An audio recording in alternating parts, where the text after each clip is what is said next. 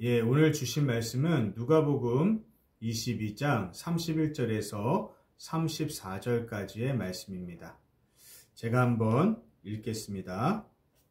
시몬아 시몬아 보라 사탄이 너희를 밀가부르듯 하려고 요구하였으나 그러나 내가 너를 위하여 내 믿음이 떨어지지 않기를 기도하였노니 너는 돌이킨 후에 내 형제를 굳게 하라. 그가 말하되 주여 내가 주와 함께 오게도 죽는 데에도 가기를 각오하였나이다. 이르시되 베드로야 내가 내게 말하노니 오늘 닭 울기 전에 내가 3번 나를 모른다고 부인하리라 하시니라. 아멘. 이번 주에 실시간 영상을 내보냈는데 음향에 좀 문제가 있어서 제가 편하게 설교를 하도록 하겠습니다. 자, 오늘 말씀의 제목은 잘 보아야 합니다. 잘 보아야 합니다. 베드로가 잘 보아야 하는데 오늘 베드로가 3가지를 잘 보지 못하고 있습니다.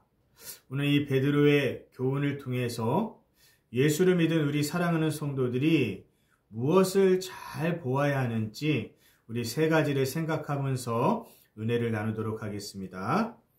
첫 번째, 베드로는 사탄의 계략을 잘 보지 못하고 있습니다. 오늘 31절에 뭐라고 말합니까? 시몬아 시몬아 보라 사탄이 너희를 밀가부르듯 하려고 요구하였으나, 여기서 밀가부르듯이라는 의미를 우리가 좀 알 필요가 있어요. 요즘은 아니지만 우리 아주 옛날에 어르신들이 곡식을 이제 까부른다고 하잖아요. 그래서 키질을 한다고 하지 않습니까? 곡식 나달들을 키 위에 올려놓고서 이제 좌우로 흔들고 또 양옆으로도 세게 흔들어서 이제 쭉정이들은 바람에 날려 떨어지도록, 그러니까 밑으로 빠지거나 아니면 바람이 날려서 이렇게 밑으로 떨어지고 키질을 해서 알곡만 그 키 안에 남도록 했습니다. 자, 지금 그 장면이죠. 그러니까 이것은 비유입니다. 지금 31절에 사탄이 너희를 밀가부르듯 하려고, 너희들은 바로 제자들입니다. 그러니까 사탄의 강력한 공격과 유혹이 시작되었다는 것을 알 수가 있습니다.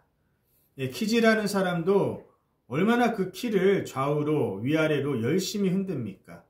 마치 키질 위에 키 안에 남겨진 제자들의 모습처럼 사탄이 지금 이 제자들을 좌우로 위아래로 강력하게 흔들고 이들의 마음과 생각을 지금 흔들고 있다는 것을 말해주고 있는 것이죠.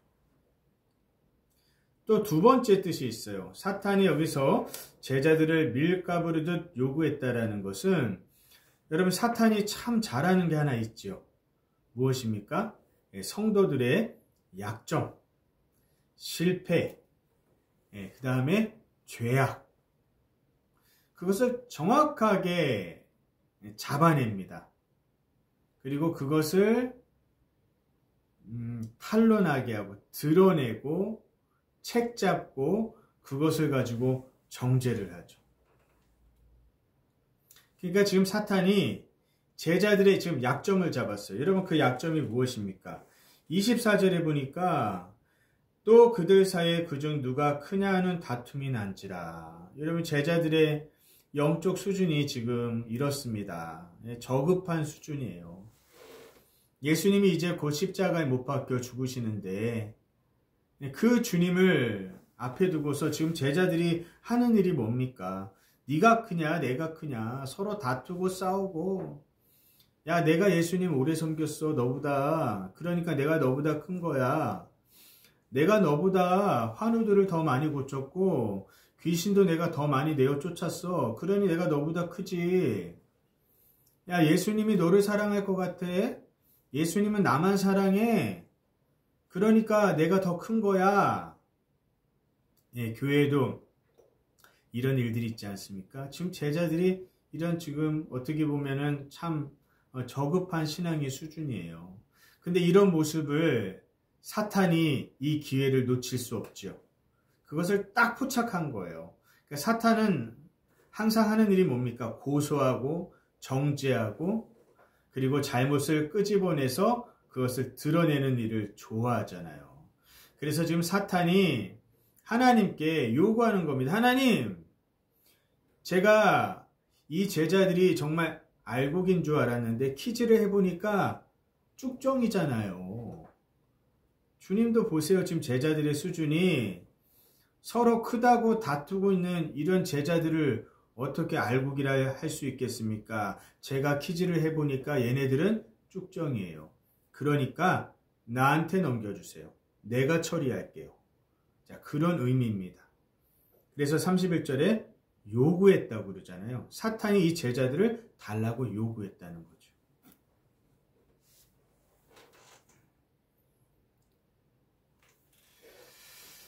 여러분, 우리 하나님도 졸지도 주무시지도 아니하시고 우리의 구원을 위해서 우리 하나님도 쉬지 않고 일하시지만 하나님 말고 또 역시 잠도 안 자고 졸지도 않고 계속해서 일하는 존재가 있습니다. 누굽니까? 예, 사탄이죠. 악한 마귀죠. 이 마귀는 절대로 쉬지 아니합니다. 그래서 지금도 계속 어떠한 일들을 하고 있습니까? 예, 베드로전서 5장 8절에 보니까 근신하라 깨어라 너희 대적 마귀가 우는 사자같이 두루다니며 삼킬 자를 찾나니. 예, 마귀는 지금도 삼킬 자를 찾고 있다고 그랬어요. 그리고 창세기 3장 1절에 보아도 거기서 마귀, 뱀의 모습으로 등장한 그 마귀를 뭐라고 표현하고 있습니까? 간교한 자다. 마귀는 간교하죠. 간교하다라는 것은 아주 사악하고 꽤 잔재주가 많다는 겁니다. 여러분, 악한 사탄을 우리가 얕잡아 봐서는 아니 되겠습니다. 우리보다 훨씬 더 지능이나 IQ가 뛰어난 존재가 이 사탄이죠. 우리는 땅에서 논다고 한다면 이들은 공중의 권세 잡은 자, 하늘에서 놀고 있는 존재들이에요. 그러니까 절대 우리 얕잡아 봐서는 안 됩니다. 그럼 이 악한 사탄이 하는 일이 뭐죠? 삼킬 자를 찾는다. 제가 보이스피싱의 예를 들겠습니다. 여러분, 보이스피싱 범죄자들이 계속 전화하잖아요. 그리고 계속 문자합니다. 그럼 이들이 계속 전화하고 계속 문자를 보내는 이유가 뭐죠? 전화하는 사람, 문자하는 모든 사람을 속이려는 게 아니에요. 보이스피싱범은 딱 작전 하나죠. 뭡니까? 한 놈만 걸려라. 예, 조금 지능이 떨어지고 무지하고 현실 감각이 떨어지는 그런 사람 한 사람만 걸려라. 그게 그들의 작전이에요. 걸릴 때까지 계속 전화하고 연락하는 것을 포기하지 않죠. 그러다가 한 명 걸리면 어떻게 됩니까? 예, 그 사람의 인생을 송두리째 빼앗게 되는 겁니다. 그 사람이 가진 재산을 다 빼앗게 되는 거죠. 여러분, 악한 마귀도요, 사탄도요, 그렇게 삼킬 자를 찾는 거예요. 믿음이 강한 사람, 깨어있는 사람 말고요, 깨어있지 못한 사람, 그런 성도들, 정말 한 사람만 걸려라. 그런 심정으로 이 악한 사탄은 포기하지 않고 계속해서 공격하고 유혹하는 거죠. 지금 베드로가 잘 보지 못하는 것은 그거였습니다. 사탄이 이렇게 키 안에다가 제자들을 올려놓고 이렇게 상하 좌우로 심하게 키질을 하고 있음에도 불구하고 이들은 지금 사탄의 정말 먹잇감이 되어져 가고 있는 것이죠. 이것을 베드로가 깨닫지 못했던 것입니다. 자, 그런데 오늘 예수님은 그렇지 않거든요. 예수님은 지금 제자들을 공격하고 유혹하는 이 사탄의 모습을, 사탄이 일하는 것을 정확하게 보고 있어요. 그러나 그와 반대로 베드로는 전혀 보지 못하고 있죠. 그럼 예수님은 어떻게 해서 이것을 정확하게 보고 있고 왜 베드로는 이 마귀가 하는 이 계책들을 전혀 파악하지 못하고 있는가? 무슨 차이겠습니까? 39절에 답이 나와 있습니다. 예수께서 나가사 습관을 따라 감난산에 가심에 제자들도 따라갔더니. 여러분, 예수님은 어떤 분이시라고요? 습관을 따라 감난산에 가셔서 기도하셨습니다. 그냥 기분 좋을 때만 기도하신 게 아니라 기도가 습관이 됐다는 거예요. 감난산에 올라가셔서 밤새도록 기도하시는 것이 예수님의 습관이 됐죠. 그에 반해서 45절의 이하에 보면 베드로를 포함한 제자들은 다 깊이 잠들어 기도에 실패했습니다.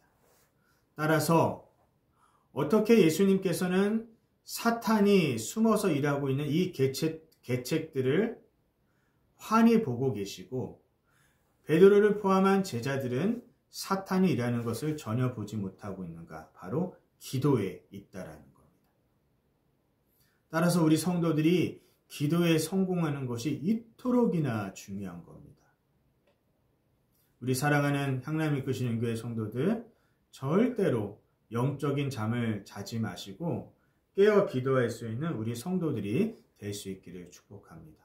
깨어 기도할 때 우리가 사탄의 그 간궤에 걸리지 않을 뿐만 아니라 우리가 기도로서 악한 사탄을 물리칠 수 있는 힘도 생겨나게 되는 겁니다. 자, 두 번째, 오늘 베드로는 예수님이 하시는 일을 보지 못하고 있다는 겁니다.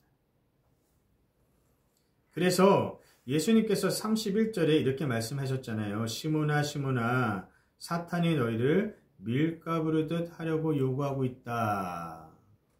자, 그런데 이어서 32절에 예수님이 뭐라고 말씀하셨습니까? 그러나 내가 너를 위하여 내 믿음이 떨어지지 않기를 기도하였다.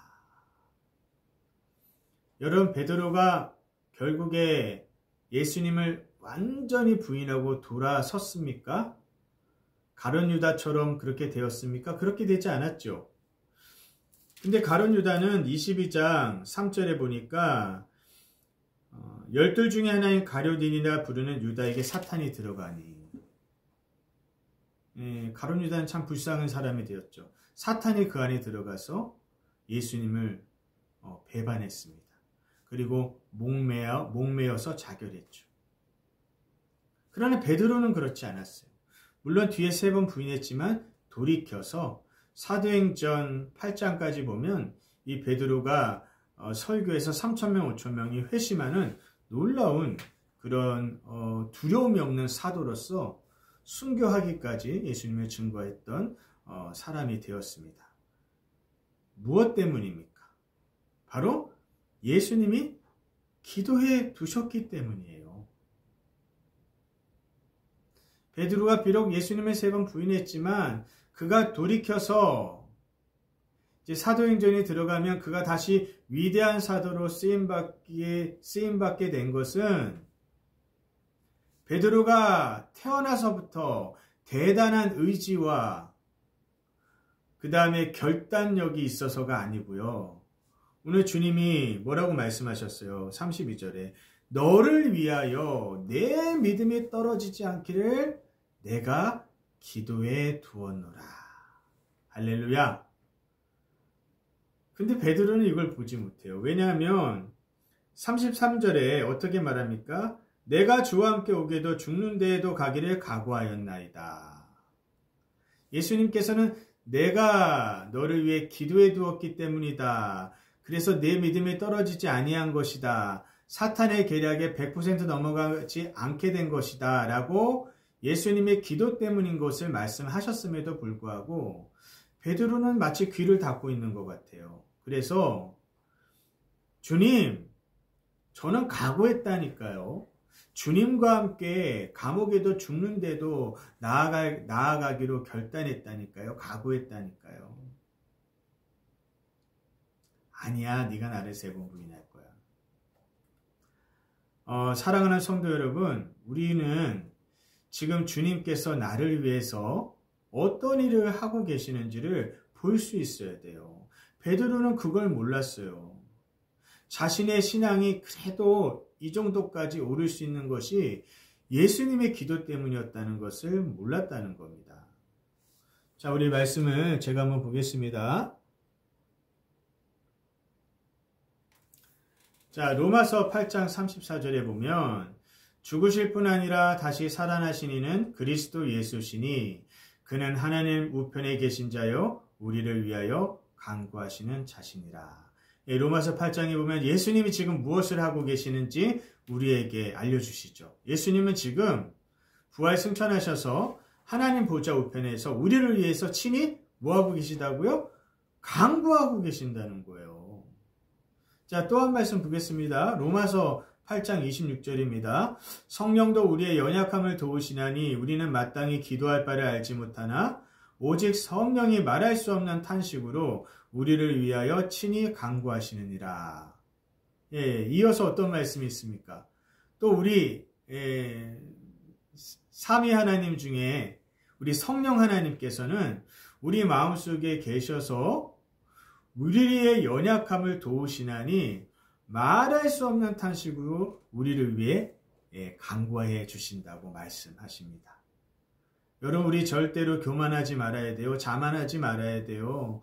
오늘 우리가 그래도 이 모습, 이 모양으로 주님 예배하고 찬양하고 또 고난이 와도 또 믿음으로 그 고난을 이겨낼 수 있는 이유, 우리의 믿음이 땅바닥까지 떨어지지 않는 그 이유가 어디에 있다고요? 우리의 각오나 우리의 결심에 있다고요? No, 아니에요. 성자 예수님의 신실하신 중보하심과 우리 안에서 역사하시는 성령 하나님의 말할 수 없는 탄식의 중보 때문에 오늘 우리가 그래도 이 모양 이 모습으로 신앙생활을 할 수 있는 것입니다. 그러니 여러분 얼마나 감사합니까? 성자 예수님과 성령 하나님의 중보가 실패할 수 있겠습니까? 삼위 하나님 중에 두 분 하나님의 우리를 위하여 기도해 주시는 그 기도의 효과가 미미할 수 있겠습니까? 절대 그럴 수 없죠. 성자 예수님과 성령 하나님이 우리를 위하여 지금도 쉬지 않고 기도하시기에 여러분 우리는 절대로 구원을 잃어버릴 수 없는 자들이 되었는 줄로 믿습니다. 성자 예수님과 성령 하나님께서 강력하게 우리의 믿음을 이끌어 주시고 우리의 믿음을 북돋아 주시고 마침내 구원의 완성에 이를 수 있도록 우리를 위해 중보하고 계시는 줄로 믿습니다. 여러분 그 사실을 알아야 돼요. 그러면 우리에게도 무한한 위로와 힘을 얻게 되는 겁니다. 그러나 베드로는 이것을 몰랐다는 거예요. 내가 뭐라 그랬어요? 내가 각오하였나이다. 33절에 예수님이 나의 기도 때문이다 라고 말하는데도 마치 그런 주님의 말씀에는 귀를 닫고 아니요 주님, 저는 제가 각오했기 때문입니다. 여러분 우리 의지 너무 연약한 자들이잖아요. 우리의 결심 얼마나 많이 흔들립니까? 우리의 의지나 우리의 결심으로 신앙생활하는 게 아니에요. 오늘 우리가 이 모습으로 신앙생활을 할 수 있는 것 다 주님의 중보요, 주님의 은혜 때문인 것을 믿으실 수 있기를 바랍니다. 그러니 우리가 해야 될 일은 뭡니까? 항상 감사하고 기뻐하고 그 은혜에 우리 찬송하는 일인 줄로 믿습니다. 자, 마지막으로 베드로는 자기 자신을 보지 못하고 있죠. 자기 자신을. 예수님께서 내가 너를 위해 기도하였기 때문이다. 그래서 내 믿음이 떨어지지 아니한 것이다. 라고 말했지만 그 이후에 베드로가 뭐라고 말했습니까? 주님, 내가 주와 함께 오게도 주와 함께 죽는 데까지라도 갈 것입니다. 그러자 예수님이 뭐라고 말씀하십니까? 34절에 베드로야, 내가 내게 말하노니 오늘 닭 울기 전에 네가 3번 나를 모른다고 부인하리라. 여러분, 예수님은 전지하시죠.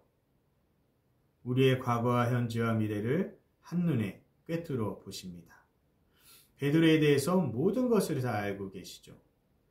물론 여러분, 베드로의 이 33절의 신앙 고백 자체는 훌륭한 신앙 고백이에요. 우리도 이렇게 신앙 고백해야 됩니다. 신앙 고백이 잘못됐다고 말하는 건 아니에요. 오늘 우리도 이렇게 죽기까지 주님을 따르겠다라고 베드로처럼 신앙 고백할 수 있어야 합니다. 자, 그런데 제가 말씀드리려고 하는 것은 베드로의 이 신앙 고백의 진정성이죠.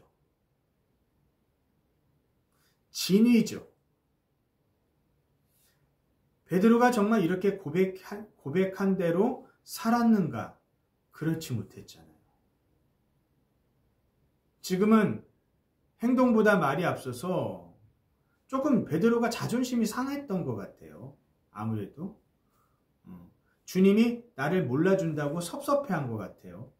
나는 그런 사람 아닌데, 나는 저기 있는 11제자랑 조금 다른데, 주님, 저는 각오했다니까요. 저 누군지 모르세요, 주님? 저 각오한 대로, 결심한 대로 추진력 있잖아요. 주님 알고 계시잖아요.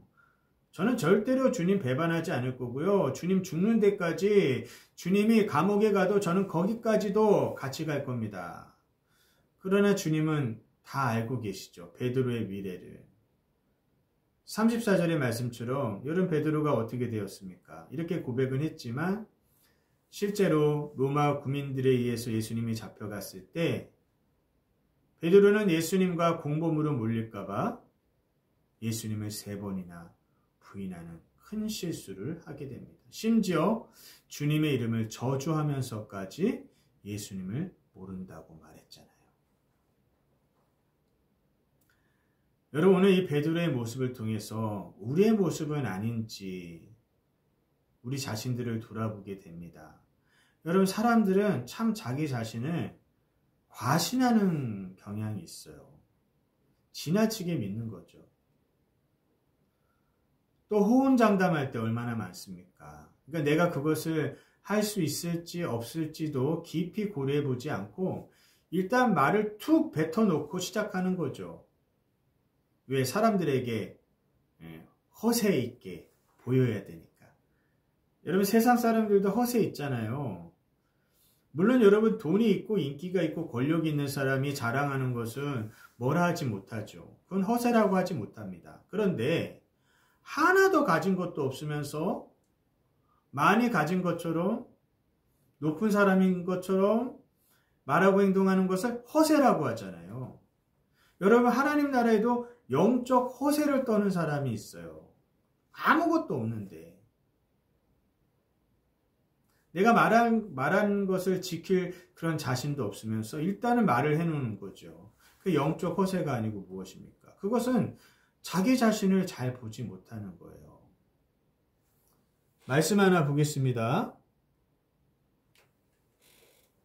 예레미야 17장 9절에 만물보다 거짓되고 심히 부패한 것은 마음이라 누가 능히 이를 알리오마는. 여러분, 이 세상에서 가장 믿지 말아야 할 존재가 있습니다. 누굽니까? 자기 자신이죠. 여러분, 이 세상에서 가장 부패하고 더럽고 추한 것이 있어요. 그게 뭡니까? 내 마음이잖아요. 예레미야 말씀이 말하잖아요. 만물보다 거짓되고 심히 부패한 것이 마음이라고요. 여러분, 우리 절대로 성도들 자신하지 말아야 됩니다. 내 자신을 과신하지 말아야 돼요. 영적 허세 없어져야 합니다. 진실한 성도들이 되세요. 여러분, 목회자들을 향해서 흔히 돈과 간음과 교만을 조심하라고 말합니다. 목회자들 세계에서 늘 이 3가지를 말해요. 돈, 교만, 간음. 제가 목회를 해오는 한 20여 년 동안에 그래도 이 3가지에 제가 걸려 넘어지지 않은 이유가 있습니다. 제 의지와 결단이 대단해서일까요? 베드로처럼? 아니요. 저는 그 누구보다 참 약한 사람이거든요. 제가 알죠. 제 자신이 얼마나 연약한 사람인지. 그래서 제가 이 연약함을 극복하기 위해서 어떻게 했을까요? 주님, 저는 어떤 목회자보다 더 연약한 목회자이니까 주님이 나를 위해 중보해 주세요. 하나님 보좌 우편에서 나를 위해 기도하고 계신다고 하시니 성령님, 나의 연약함을 도와주시려고 말할 수 없는 탄식으로 기도해 주고 계신다고 하시니 우리 성자 예수님, 성령 하나님, 나를 위해 더 많이 기도해 주세요. 저는 제 자신을 믿을 수 없습니다. 그러나 주님의 기도, 성령님의 기도는 믿을 수 있으니 주여 나를 불쌍히 여기시고 긍휼히 여겨주시고 내가 이렇게 연약하니까 주님을 더욱더 굳세게 붙듭니다. 주님 나를 불쌍히 여겨주소서. 여러분 우리의 소망은 우리 자신의 결단과 각오에 있지 않고요. 주님의 중보와 은혜에 있습니다. 따라서 연약함, 영적 허세에 빠지지 않고 자신의 연약함을 고백하는 성도들은 그 주님을 더 굳세게 붙드는 사람들이 되는 것이죠. 선줄로 생각하는 자는 넘어질까 조심하라고 말씀하셨습니다. 여러분 목회자든 성도든 내가 서 있다고 자신하는 순간 넘어지는 겁니다. 베드로가 왜 넘어졌습니까? 자기 자신을 잘 보지 못했어요. 만물보다 부패하고 거짓으로 가득한 것이 인간의 마음인데 베드로는 자신이 각오하고 자신이 결단하면 자기의 믿음을 지킬 수 있다고 생각한 거죠. 그것이 바로 베드로의 세 번째 문제입니다. 자기 자신을 잘 보지 못했다는 것입니다. 설교를 마무리하도록 하겠습니다. 여러분 우리는 세 가지를 잘 봐야 합니다. 첫 번째, 우리는 사탄의 계략을 잘 파악해야 합니다. 그들은 쉬지도 않고 지금도 삼킬 자를 찾습니다. 어떻게 우리가 악한 사탄의 계략을 파악하고 그들을 물리칠 수 있겠습니까? 습관을 따라 기도해야죠. 쉬지 말고 기도함으로 여러분 내 자신을 경성하여 늘 깨어 기도하는 성도들 되길 바랍니다. 두 번째, 우리는 주님의 일하심을 잘 보아야 합니다. 내가 이 모습, 이 모양, 이대로 그래도 신앙생활을 할 수 있는 것은 우리의 결단이나 우리의 의지가 대단해서가 아닙니다. 지금도 하나님 보좌 우편에서 주님이 기도하시고 내 마음속에서 성령께서 나의 연약함을 도와주시며 말할 수 없는 탄식으로 기도하고 계시기 때문인 것이죠.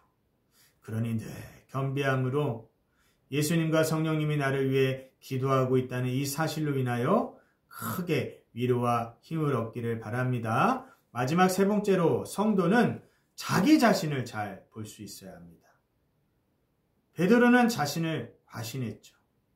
그러다가 얼마나 부끄러움을 당했습니까? 여러분 우리 자신을 의지하지 마세요. 우리가 의지할 분은 오직 예수 그리스도이십니다. 영적 허세를 버리실 수 있기를 바랍니다. 언제나 내가 연약하니 나를 온전하게 하시고 완전하게 하시는 예수 그리스도만을 더욱더 의지하며 그러므로 승리하며 나아가는 우리 사랑하는 성도들이 될 수 있기를 말씀으로 축복합니다.